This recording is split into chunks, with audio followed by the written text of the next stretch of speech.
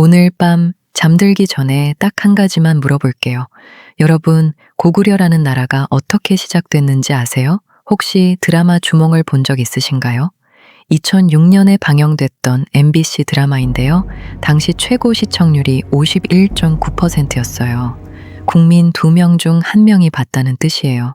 그 드라마에서 손길국이 연기했던 주몽, 활을 쏘고 쫓기고 사랑하고 결국 나라를 세우는 이야기 기억하시나요? 박사에게. 그런데요, 그 드라마 속 이야기 실제 역사랑 얼마나 같을까요? 어디까지가 사실이고 어디서부터 드라마 작가가 만들어낸 이야기일까요? 오늘은 바로 그 경계선에서 이야기를 시작합니다. 눈을 감으셔도 됩니다.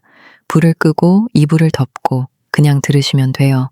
한국사는 교과서에서 배울 때보다 이렇게 누워서 들을 때 훨씬 더 재밌거든요. 자, 그럼 시작할게요. 지금으로부터 약 2100년 전으로 거슬러 올라갑니다. 기원전 108년, 중국 한나라의 황제 무제가 대군을 이끌고 고조선을 침략합니다. 고조선은 우리 역사 최초의 나라예요. 단군왕검이 세웠다는 그 나라. 지금의 요동반도와 한반도 북부를 아우르는 넓은 땅을 가지고 있었어요.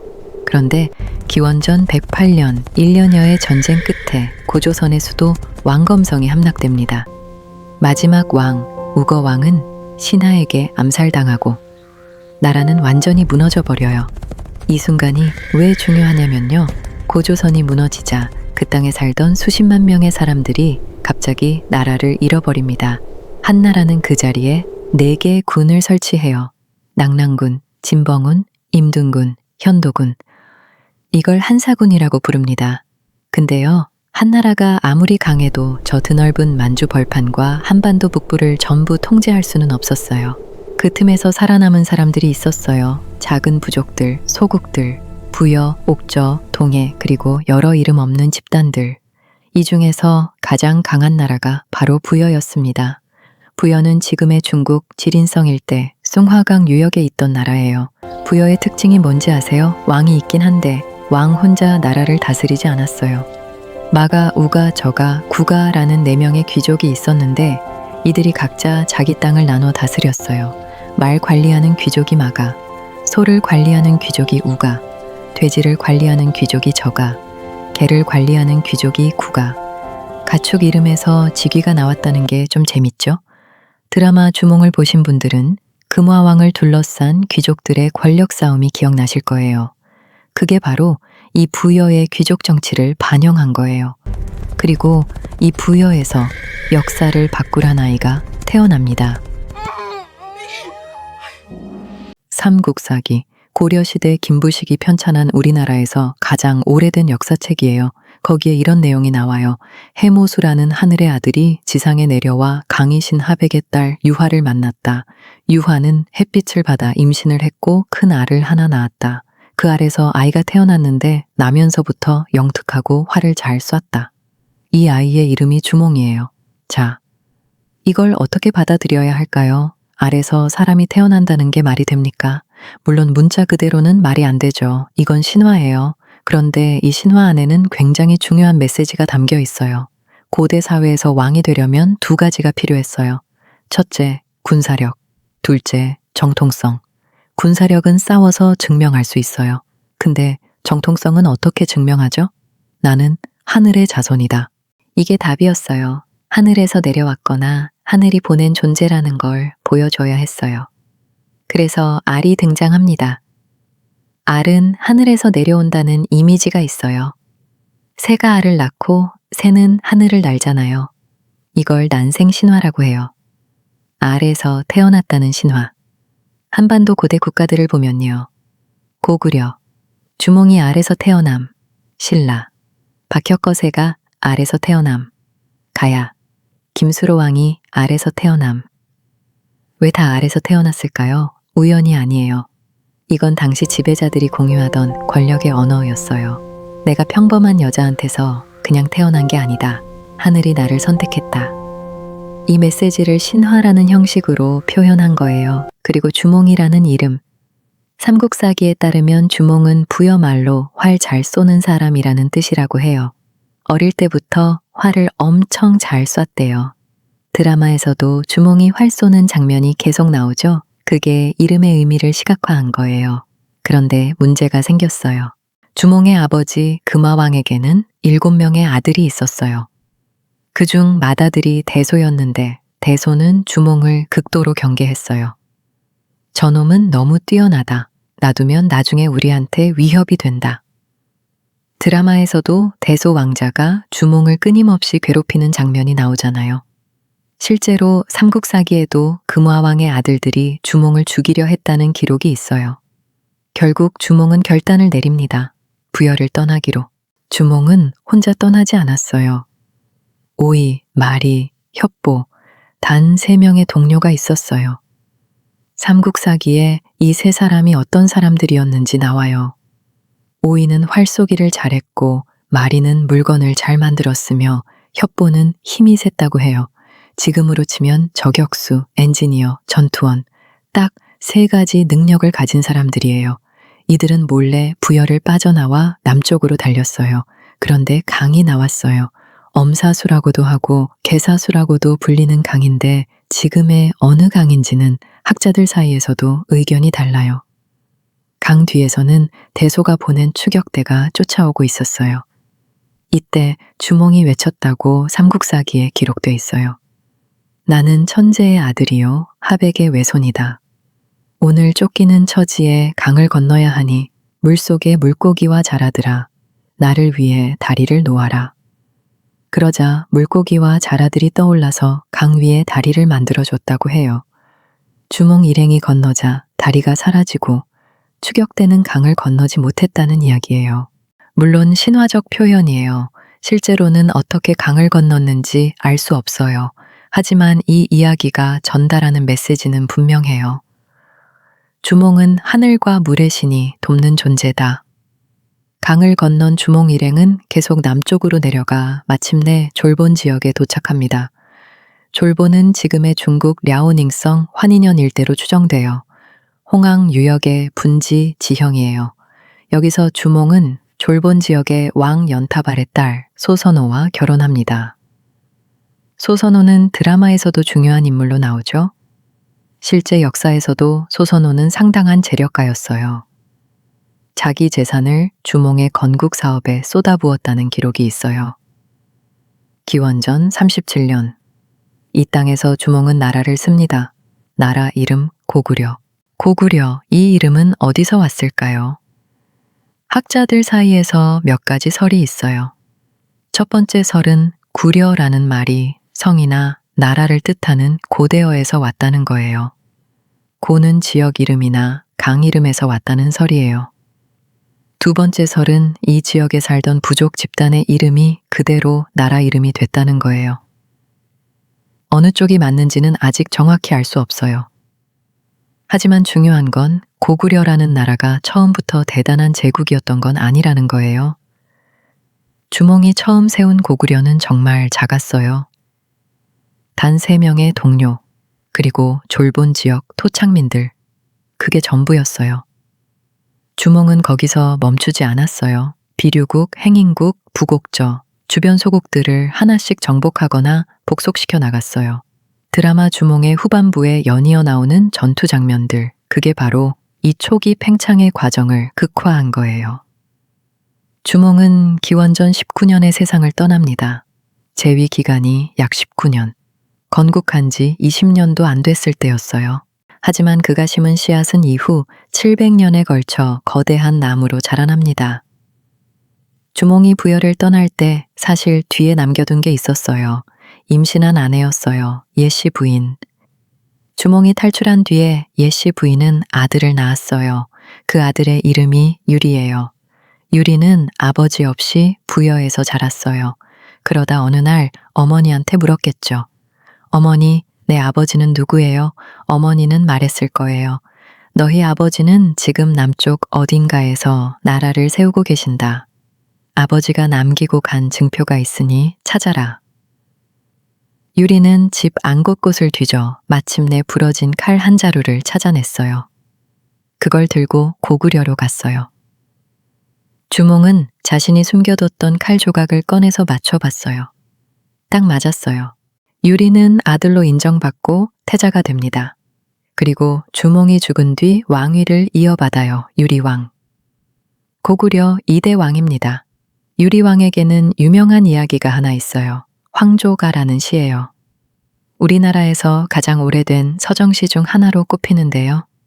펄펄 나는 저 꾀꼬리 암수 서로 정다운데 외로울 손 이 내 몸은 네와 함께 돌아갈고. 유리왕한테는 2명의 왕비가 있었어요. 화희와 치희. 2 왕비가 사이가 너무 나빠서 결국 치희가 떠나버렸어요. 유리왕이 치희를 찾으러 갔지만 만나지 못하고 돌아오는 길에 꾀꼬리가 나는 걸 보고 지었다는 시예요. 2000년 전의 왕도 외로움을 느꼈다는 거잖아요. 유리왕은 수도를 졸본에서 국내성으로 옮겨요. 지금의 중국 지린성 지안 지역이에요. 국내성은 이후 400년 넘게 고구려의 수도가 됩니다. 잠깐 전쟁 이야기에서 벗어나서 고구려 사람들이 어떻게 살았는지 얘기해 볼게요. 고구려 하면 제일 먼저 떠오르는 게 뭔가요? 아마 고구려 고분 벽화일 거예요. 고구려 사람들은 무덤벽에 그림을 그렸어요. 그림 속에는 당시 사람들의 생활이 그대로 담겨 있어요. 씨름하는 장면, 사냥하는 장면, 춤추는 장면, 화려한 옷을 입은 귀족들, 열심히 일하는 평민들, 특히 유명한 게 무용총의 수렵도예요. 말을 타고 달리면서 활로 사슴과 호랑이를 사냥하는 그림인데 속도감이 느껴질 만큼 역동적이에요. 고구려 사람들은 말을 정말 잘 탔어요. 어릴 때부터 말타기와 활쏘기를 배웠어요. 나라 자체가 정복을 통해 성장하는 구조였으니까요. 고구려의 법도 독특했어요. 반역자나 전쟁에서 도망친 사람은 사형, 도둑질을 하면 훔친 것의 12배를 물어내야 했어요. 이걸 일책 실무법이라고 해요. 형사처벌이 굉장히 엄격한 편이었어요. 그리고 고구려에는 서옥제라는 결혼 풍습이 있었어요. 결혼을 하면 신랑이 신부 집 옆에 작은 집을 짓고 살면서 아이가 생기면 그때서야 자기 집으로 데려온다는 거예요. 지금으로 치면 처가살이를 한동안 하는 셈인데 신부 집에서 충분히 검증을 받은 뒤에야 정식 가족이 된다는 의미가 있었어요. 음식도 얘기해 볼까요? 고구려 사람들은 발효식품을 많이 먹었대요. 술, 된장과 비슷한 장류, 젓갈 등을 즐겼다는 기록이 있어요. 만주와 한반도 북부의 추운 기후에서 발효식품은 겨울을 나는데 필수였겠죠. 어때요? 고구려가 조금 더 실감나게 느껴지시나요? 전쟁과 정복만 있던 나라가 아니라 거기서 사람들이 살고 사랑하고 먹고 노래하고 씨름도 하고 그림도 그린 나라였어요. 주몽이 나라를 세운 뒤 고구려는 조금씩 강해져요. 3대 대무신왕은 부여를 공격해서 대소 왕자를 죽입니다. 드라마에서 주몽의 평생 라이벌로 나오던 대소. 그 대소의 나라 부여가 결국 고구려에게 큰 타격을 입는 거예요. 그리고 6대 태조대왕. 태조대왕은 이름에서부터 범상치 않아요.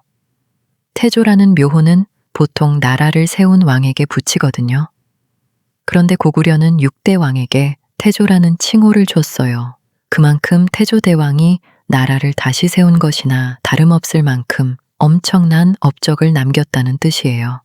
태조대왕 때 고구려는 요동 지방까지 영토를 넓히고 주변의 여러 소국들을 흡수했어요. 이때부터 고구려는 진짜 국가의 틀을 갖추기 시작해요. 그런데 고구려가 한 단계 더 도약하려면 단순한 군사력 이상이 필요했어요. 7대 소수리망 때 그 변화가 일어납니다. 소수리망은 3가지 중요한 일을 했어요. 첫째, 불교를 수용했어요. 372년의 일이에요. 불교는 단순한 종교가 아니었어요. 당시 동아시아에서 불교는 선진 문화의 상징이었어요. 불교를 받아들인다는 건 중국의 선진 문화를 흡수한다는 의미였어요. 둘째, 태학을 세웠어요. 같은 해인 372년. 태학은 고구려 최초의 국립교육기관이에요. 귀족 자제들이 유교 경전과 역사를 배웠어요.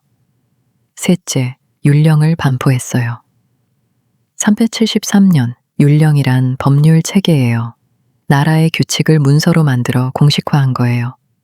이 세 가지를 통해 고구려는 무력으로만 지배하는 나라에서 제도와 문화로 통치하는 나라로 변신했어요.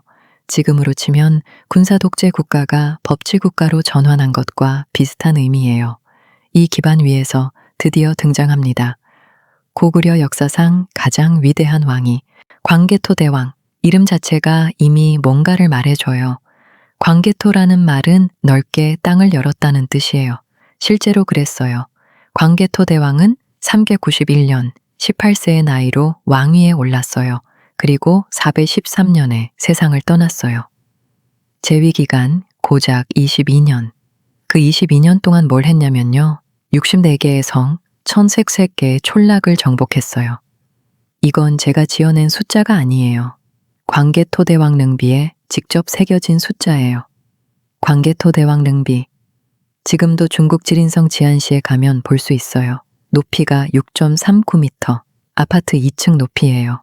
거기에 1775자가 빼곡히 새겨져 있어요.